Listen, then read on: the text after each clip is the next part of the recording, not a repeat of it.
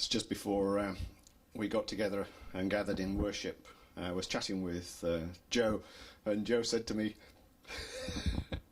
"Oh, I read the passage for this morning. It's a bit of a toughie, isn't it?" And you know, a week away, I'd come home, I sat down, I opened my Bible and looked at this passage, and I thought, wow, that's a bit of a toughie, isn't it? Isn't it time for someone else to have a new go at this? The reason it's a toughie is quite simply because it is deeply personal to Daniel. A lot of what we have heard throughout the book of Daniel has been about Daniel and his relationship with God, but also his heart for his people, Israel. His heart for God and his people, Israel. And much of the message is about God's involvement in the life of Israel, who are here with him in exile. And the only reason that he's here is because they are in exile and he's one of them. But here, chapter 10, I get to be the prelude to what follows in chapter 11 and chapter 12. I'm the warm-up act for Jim and Rex, because the last two chapters that follow this are started here, and they'll be preaching on the actual content of the vision and its meaning. But I get to talk about Daniel and his experience in this moment. Now, we've heard it said, because we've said it, that the book falls into two halves. The first half is about the story of Daniel's experience of service under various kings, and the second half is all about prophecy. It's not quite true, because the prophecy is always rooted in what's come first. It's just put after. So when Daniel puts it here, that this is the third year of Cyrus, king of Persia, he's rooting it in that ongoing experience of service within the kings and sovereigns of that world. About 2 years have passed, and as you've heard, I haven't listened to Ellie's preach yet because I've been on holiday, but God's people have now gone home. They have returned to Jerusalem, and Ezra the priest has led them back. But over those 2 years, from the beginning really, there has been opposition to their rebuilding of the walls and the temple. And it's reached the point in their experience that all building work has stopped. Such is the weight of opposition. And we meet Daniel here, whose prayer and heart for his people to be returned home in fulfillment of God's promise to them that they would go home, is now in despair because it's not straightforward. We'd all love it if life was A, B, C, D, E, so on and so forth. It's not like that. I wish it was. It's not like that. So Daniel turns to the one place that he can go, and that is to God in prayer. In those days, for 3 weeks, he describes himself as in mourning, grieving for what's happened in Jerusalem. He himself hasn't gone. It's no surprise. The guy's in his 80s. He stays where he's most useful and fruitful. He's not fasting. He's just not blessing himself with what he eats and how he anoints himself. And then on the 24th day, he goes for a wander to the river. He's not alone. He's got companions with him. Don't know who they are. But when he arrives at the banks of the river, he looks out, and there in front of him is an extraordinary figure. And he recognizes it as an angel, as a spiritual being. There's no wings. There's nothing fluffy, but it fills the atmosphere with terror. He himself is the only one who sees what is in front, but his companions clearly perceive and experience whatever's there is a threat. It is a threat. So they run away. Isn't that great? Don't you just love it when the people you rely on leg it? It's great. He's left alone. And this vision fills him with terror. He falls to his face. He's unconscious. And the vision itself carries no comfort. The vision itself carries no comfort. But there is great intimacy in it as well. It's a spiritual being, but coming as he does, he strengthens and encourages. He describes Daniel twice as one greatly loved. One greatly loved. Isn't that something you would love to hear? He's touched. We think of the spiritual world and the physical world as two separate places. But this being of great terror and dignity touches him and lifts him to his feet. He strengthens him because he needs to hear what he is to be told. He needs to hear what he is now to be told. And we hear at the offset that he both understood the word and he understood the vision. So he understood what it actually meant all the way through it. And it's this, as much as the experience of this figure, that overwhelms him. But in it, there is a quality of intimacy. It doesn't change anything for him and how he feels about what he's experiencing. You know, we turn to the prophet Jeremiah, who also overlapped with Daniel, as did Ezekiel as well. Don't know if they ever knew each other, but they certainly overlapped each other in this experience. But Jeremiah is known as the prophet who wore his heart on his sleeve. But here we get to see something of what it means to meet with one who is a spiritual being in the context of a vision. You know, I, like many of you, have sat and listened to all kinds of people say all kinds of things about their experiences of God, and they may or may not be true. But there is a weight and a seriousness to this experience for Daniel and his message for God's people, which we often don't want to hear because it's not comfortable. Evelyn Underhill, I've spoken of her previously, an early charismatic, a mystic within the Anglo-Catholic movement, which was the movement of renewal during the early 20th century. They did amazing things, but she said, memorably for me as a chef, that we like our hair ready jugged. Now that's not a great recipe, but what it says is we like things ready prepared for us. We don't like the mess that comes with having to do that piece of work for ourselves. On a more simple level, Jess and I were out yesterday and we walked past a freezer and there were sausage rolls for sale. Do you know, I can remember the day when we just buy sausage meat and puff pastry and make our own. Why do we get them out of a freezer these days? But we like convenience. It's been bred into us and we've been de-skilled as a consequence of it. Changes in life. So, why was that angel, that figure of terror, actually there? The simple truth is, he is there because of Daniel's prayer. He is there because Daniel prayed for an answer.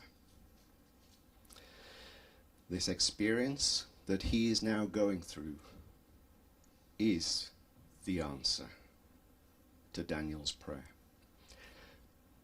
How would you feel if you sat down and prayed and got an experience like that? We meet here week in, week out. Very similar things happen. Very similar words are spoken and experienced.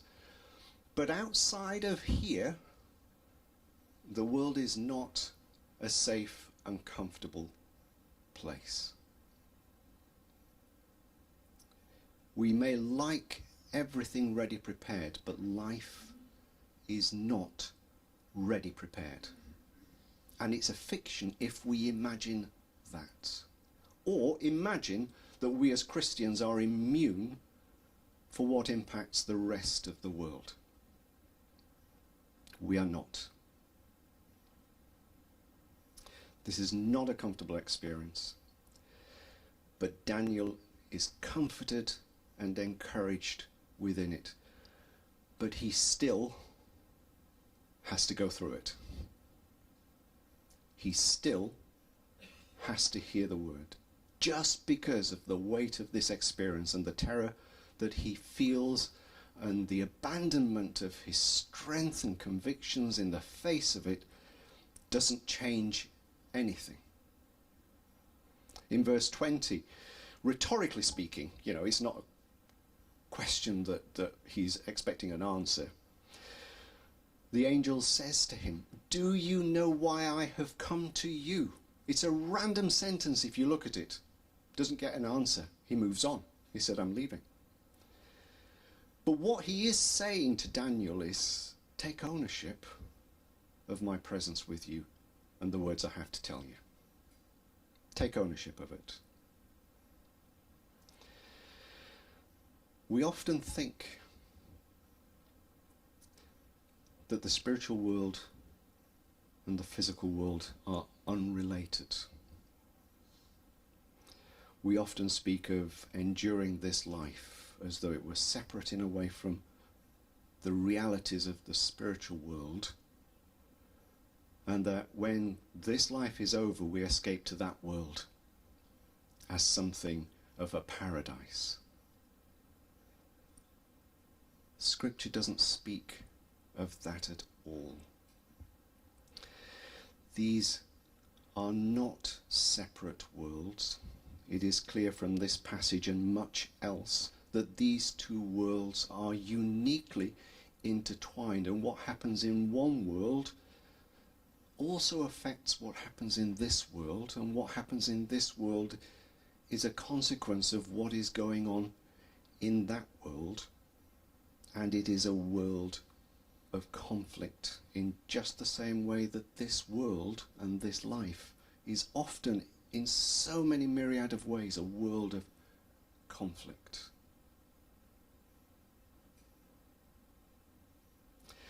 This vision offers no easy answers. If you follow it through, it just looks endless. But it isn't. Glibly you say, we've read the last page, we've read the last chapter. But in this instance, the answer actually is there. These two worlds, which began life together, the presence of a physical human being, the physical presence of God in a garden, will become true once more. And these two separate worlds now will be made whole once more. Heaven comes to earth, and God becomes present again among his people. It doesn't speak, and I've said this before, it doesn't speak of what happens in this life not mattering, because it does matter. It matters to us.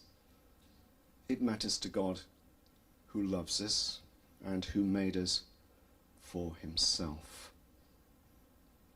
It speaks of every tear being wiped away, and a time of healing and wholeness from all that we have experienced and endured. The angel is there because of Daniel's prayer. The angel asks him to take ownership of that fact for himself, and strengthens him and encourages him and nurtures him to endure it. And he's there in response to Daniel's prayer. Verse 12, he says, "From the moment you set your heart to understand and humbled yourself, your prayer was going to be answered." This is all about personal discipleship. Everything in this passage is all about our personal relationship with God. It's not to do with your neighbour. It's you yourselves as individuals. And this passage is a message to you as an individual.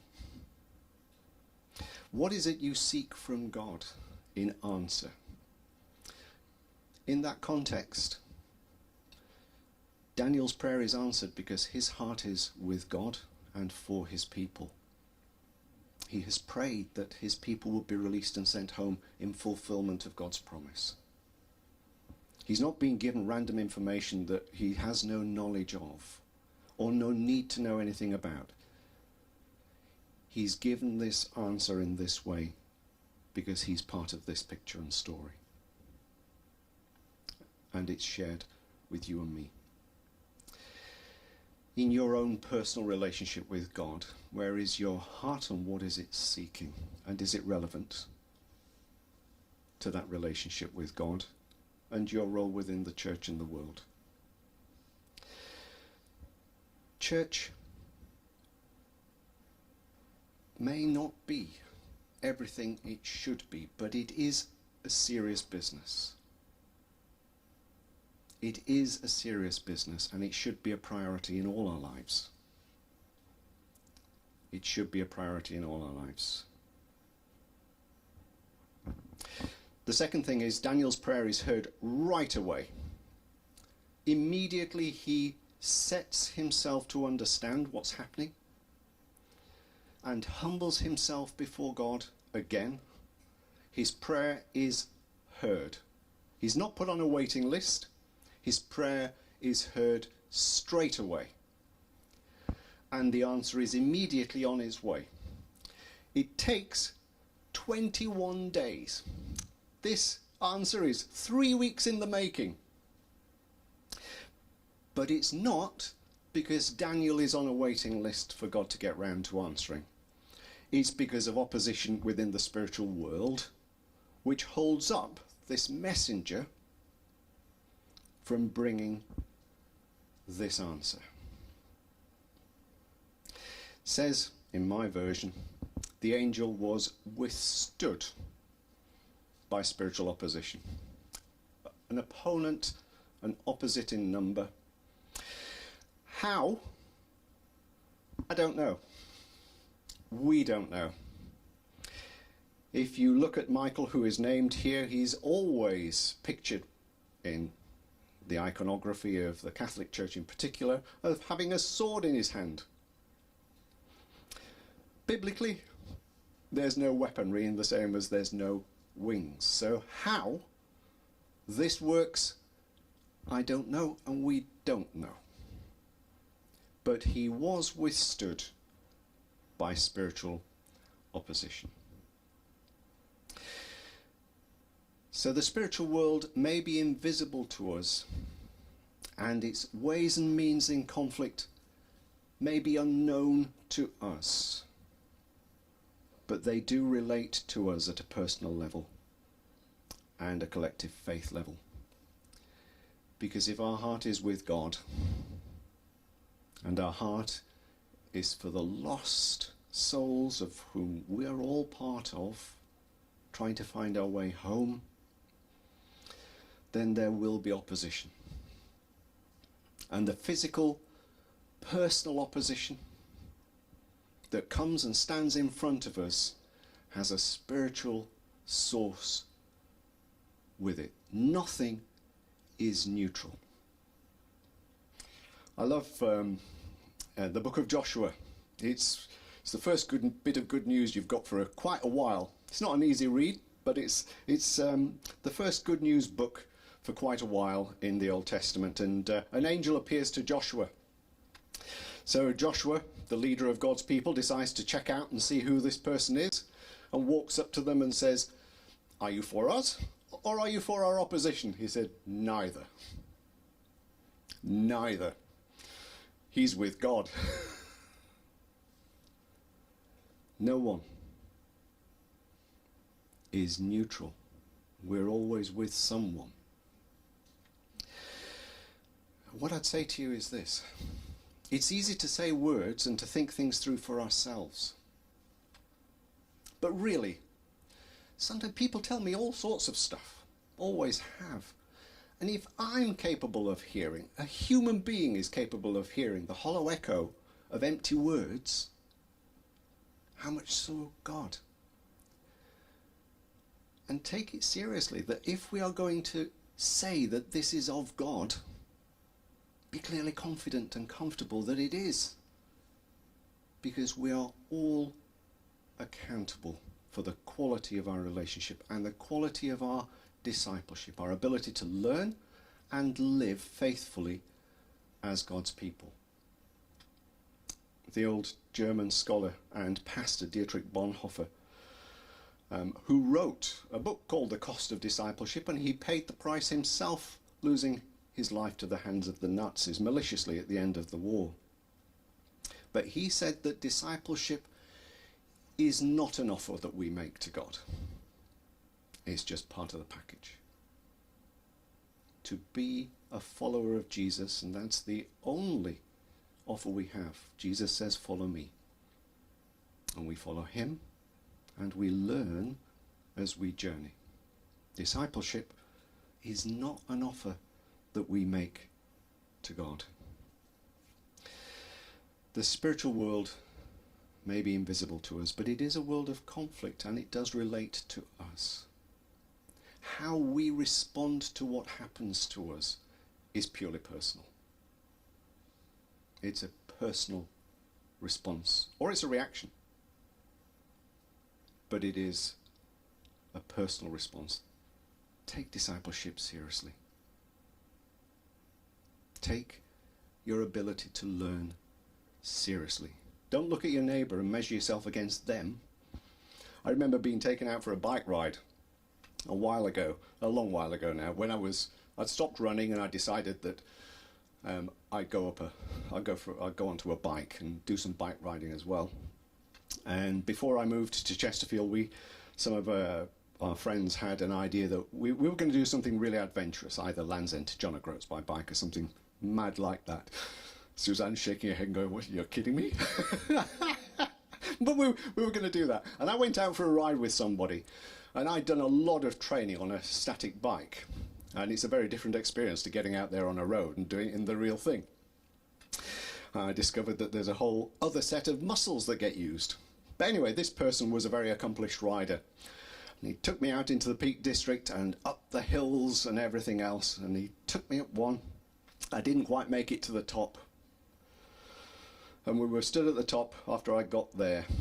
And they were very pleased with themselves. They'd made it to the top and I hadn't. And I was on duty at the Northern General when the Tour de France went past. And I got permission when they came past the top side of the hospital up Jenks Hill, which is like that. Got past the hospital, I got permission to go out and watch.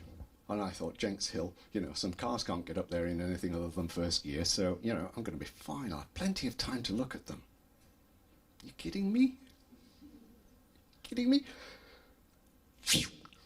Gone. The first 5 riders, gone. And the rest of them, not far behind. Flipping heck. Really? And I said to this person who took me out for a bike ride, if you really want to push yourself, you go measure yourself against someone like that, not someone like me. The only person you need to be in competition with is not your neighbour to see whether you're doing better than they are, but yourself. Yourself. You're the only one who needs to improve on who you are and how well you live life. as a disciple and a child of God. No one else matters. No one else. Thirdly, the struggle seems endless. As you read through all of this, it just goes on and on and on and on and on. Big kings, big baddies, they come, they go, they're replaced by other big kings and big baddies. It's just one thing after another, but one thing you need to also understand is this. The Lord doesn't run out of possibilities. God does not run out of possibilities. And again, we're back to, we like our answers straightforward and our life easy. Convenient. It's not. The book of Job. It's not a book many of us spend a lot of time in. It's all about the suffering of one innocent man. And we know, because we can read the first bit and we can read the rest of it, that he genuinely is faithful to God. And this is a test which has been put to him by Satan, and God has given permission for. Now, Job knows nothing of this, and in the whole of the book, he never finds out. He's got 3 friends who gather round him, and when they see what's happened to him, they are speechless, and they just sit down in companionable silence. It's the best thing they could ever have done.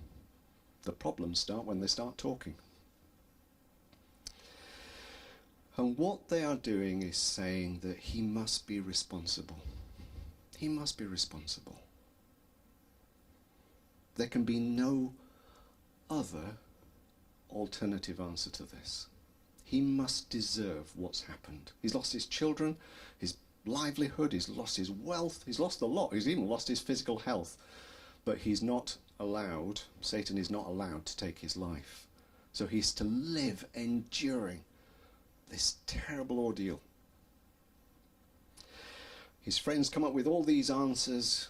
You clearly deserve this. And finally, chapter 40 and 41, God finally gets involved and speaks directly to Job. He basically says, okay, you've got your point of view, man up, let's have a conversation about this. It's and there is a lot of great depth, real world wisdom in Job, but those last 2 chapters are phenomenal. First of all, God says about creation. Can you order creation? Were you there when it was designed and meticulously put together? Are you there and present and involved when the wild animals give birth? But then he goes on to speak of what's called Leviathan. Leviathan is what, from human terms, could be described as a mythical creature of the sea. Remember, the sea is a place of torment for God's people. It's a creature of immense strength, of which the human capacity to control is inconceivable. It is a hard-hearted, merciless creature. And it's recognized now that that description is of Satan himself.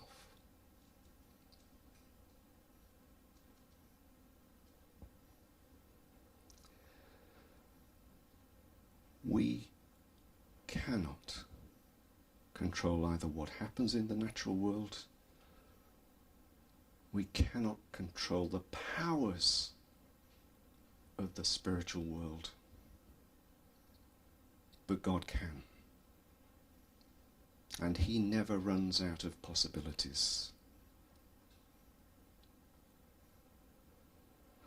We're celebrating Father's Day with hot dogs.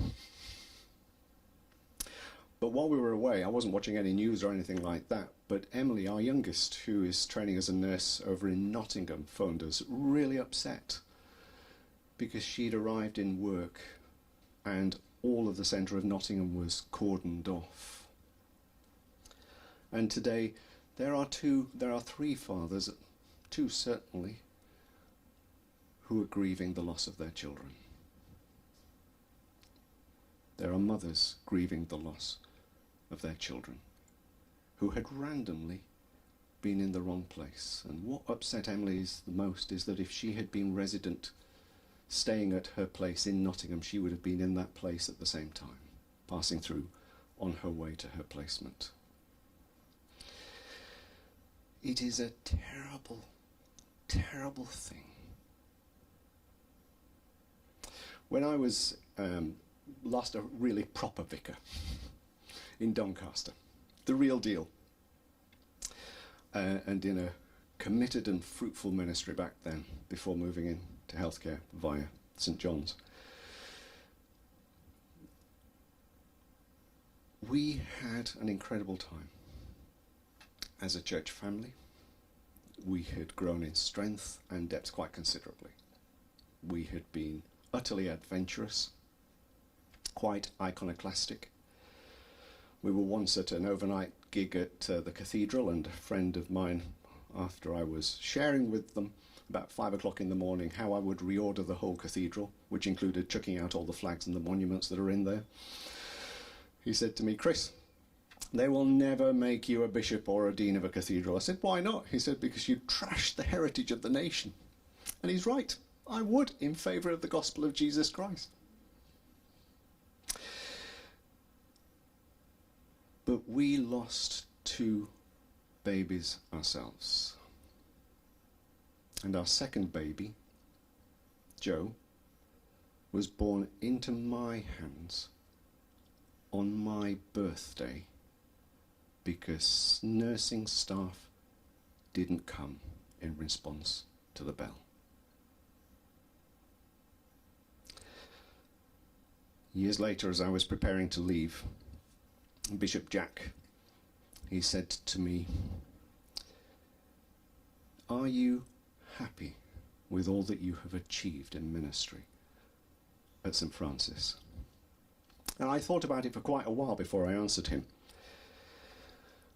And I said this, I said, "I take quiet satisfaction from what we have seen here and all that we have achieved.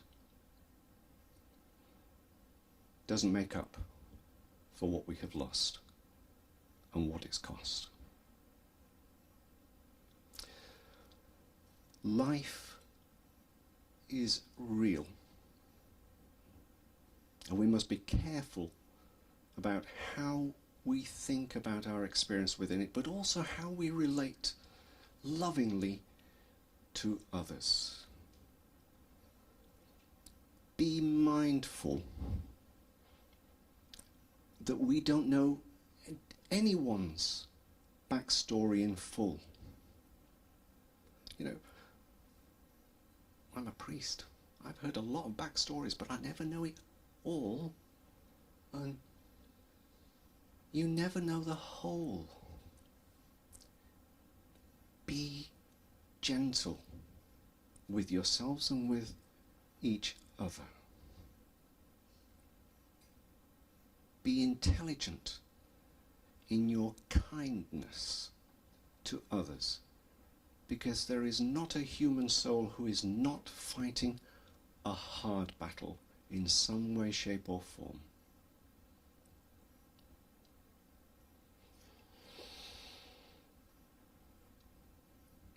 I love this quote from Billy Graham. He says, "The only place my prayers aren't answered is on the golf course. I can't understand why anyone would go to the golf course other than to go for a walk, especially if it's as beautiful as the landscaped gardens and historic gardens that are Tapton Golf Course today." When you pray, what are you praying for? What does it mean for you, your life, and your walk with God? When it is answered, because it will be, are you prepared to put your hands to the plough and keep going?